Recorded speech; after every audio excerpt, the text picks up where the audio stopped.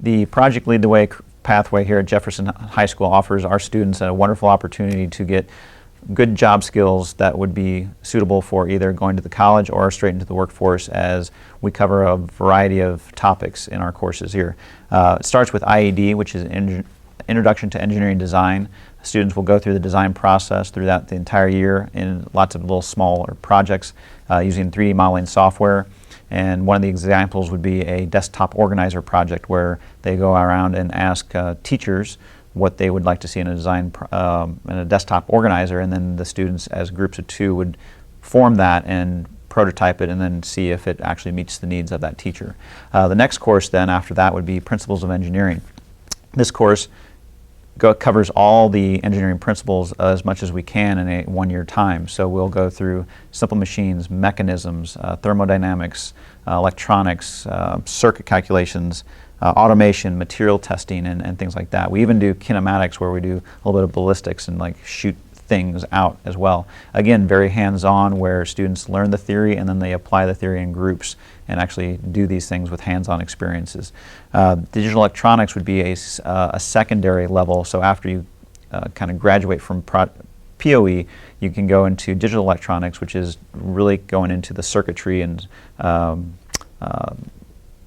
basically electronics, circuit calculations, and circuit design.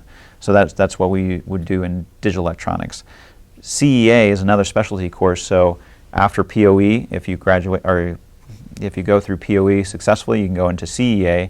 CEA is basically architectural design, how we build structures and how we build them safely. You actually take tours and go to Ball State and look at how their architecture school works. You go to Frank Lloyd Wright House in West Lafayette and study architectural, like the design aspect, not so much for the structure. And then another specialty course is Aerospace Engineering. A student could learn all about atmospheric flight, but also space flight. We cover designing airfoils, we cover flight plans and space travel, and even how rockets work. And you actually take a trip over to Purdue and do some flight time over at Purdue using their simulations, or if possible getting into an actual plane and doing a short flight around the Purdue campus. There's also a computer science principles class in which students will get into computer programming and learning about all the different types of languages. So we cover Python, HTML, and do some app inventor, like the students would actually design apps that could be downloaded and used by their friends and family if they so choose, to really give students a sense of, is this something they would want to go into later on in life.